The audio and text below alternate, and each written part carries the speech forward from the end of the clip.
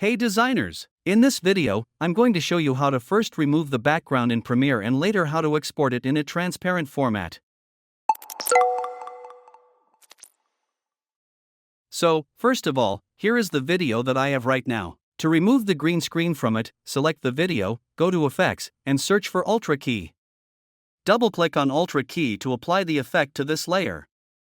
Next, use the Color Picker tool under Ultra key options and choose the green color.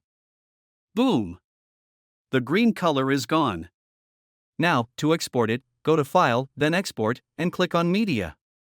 Here, under Format, choose QuickTime. There are multiple options, but be sure to select QuickTime.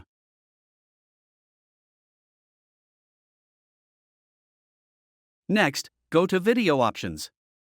In the video codec, we will choose either Animation or Apple ProRes 4444.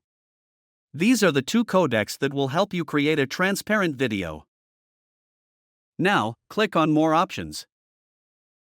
In the Depth option, change it from 8 bpc to either 8 bpc plus alpha or 16 bpc plus alpha. Alpha represents the transparency. Here, check the box for Use Maximum Render Quality, and then click Export. After exporting, you will have your video saved with transparency. Let's import it and drag it onto the timeline. Let's add a building image or any other image behind this person.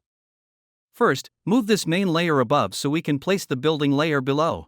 Place the building image beneath it, and boom! You can see that the video is completely transparent. I hope you found this video helpful. If you did, please like it, comment, and subscribe to Ace Designs.